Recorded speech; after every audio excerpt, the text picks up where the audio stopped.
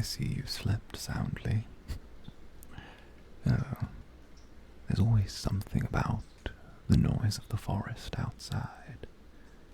Something that lulls you to sleep and lets you forget everything else.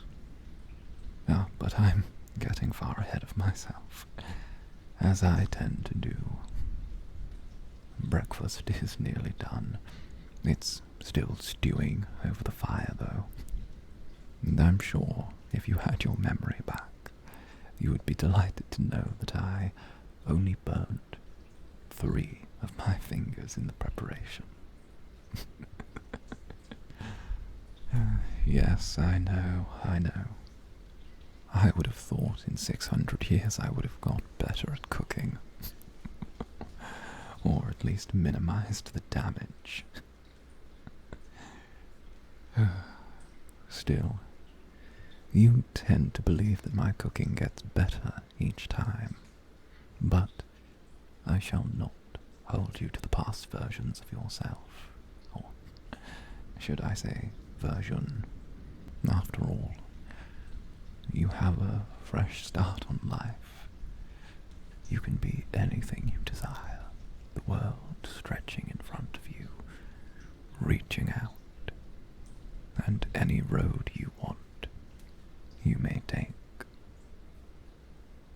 Or you could merely stay in place. Let the world come to you. But again, I think breakfast is the more pressing concern. We have all the time in the world to think of how we shall use all the time in the world. For now, though, I don't wish to come on too strong. I simply wish to make you feel comfortable. You must have questions. Lots of questions. You always were inquisitive. It was one of the things I liked the most about you. But I can probably guess your first question. Where are we? Well, the continent of Saras has changed quite a bit since the last time we were together. An empire rose and fell. New cities appeared, dwindled. The south fragmented, but to answer where we are dead in the center of the map. Next to, Laketon, if that rings any bells. Although I doubt it will. You've heard of Laketon? Perhaps I'm merely remembering events wrong. It does happen to ourselves. After long enough, the who's and where's tend to, blur slightly. Well, this is the house where we chose to settle in the end. Far from people, but close enough should we need anything. It's always been a peculiarity of mine. I dislike having too many around. I find it daunting, but we couldn't be too far from the city. We were doing a small amount of research together. Those are probably some of our happiest memories. In the lab, experimenting with arcane vectors, different catalysts. The way you would get so excited whenever we discovered something new, something that hadn't been seen before. Let's just say that the sparks flying weren't just from spells. Yes, I know. I never lost my terrible sense of humour. And after long enough, you come to like it each and every time.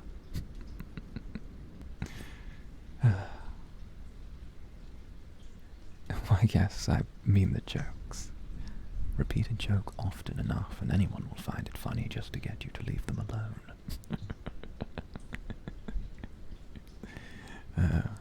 Sorry, that's an old saying I picked up from a bard I knew.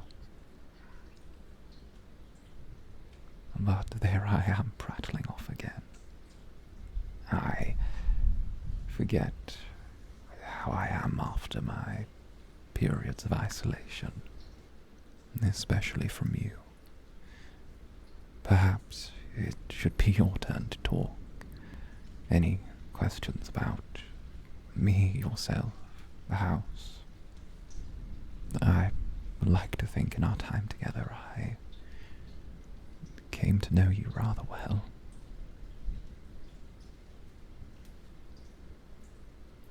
Well, I could regale you with stories of our adventures all day, and all night, and back into the day again.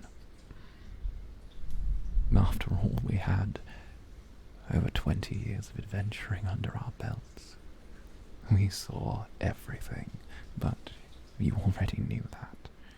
I said enough about it now. When we travelled, the things we found the most beautiful weren't the landmarks of the continent or the great structures built by ambitious hands. No, no. We found the beauty in the mundane. It was small things. Camping in the crimson sands, watching the sun rise over the desert as our hapless guide attempted to keep us away from dust storms. It was seeing how those in rapture pulled together when times were the most difficult. And it was watching people help each other after the Emperor's fall from grace. It was the moments of honesty, true peace, and the willingness of people to be better that mattered the most. I'd take one of those moments over 100 obsidian towers. I'd never cared for them before, but it was you that made me see the beauty in them, realizing that humans are such short-lived things. Every moment you spend spreading some form of kindness means so much more. A single act of kindness doesn't matter in an elf's life. In 100 years, 200, it would be forgotten, but humans, it's also fresh, close to the vein. And I have something I'd like to show you.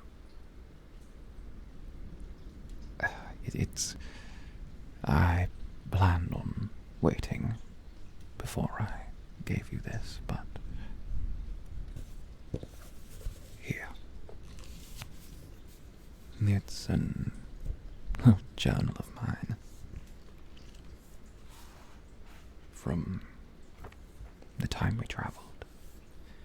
Of course, after you departed the first time, I didn't keep yours, didn't read it. It just wouldn't have felt right. I didn't plan on having you coming back, but here you are, and, well, my journal will just have to do. So, please, take it. Consider it a gift. No. There's no need to be shy about it.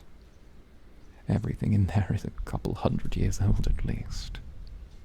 I'm far from feeling shy about personal matters. I suppose that's always been the dichotomy, hasn't it? So open and yet so closed off. Love the world, but not the people in it. But That is enough fussing around. I have to start dishing up breakfast.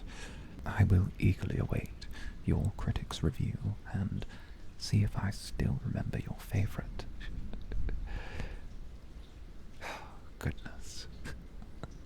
I still can't believe you're here. Standing here in our home.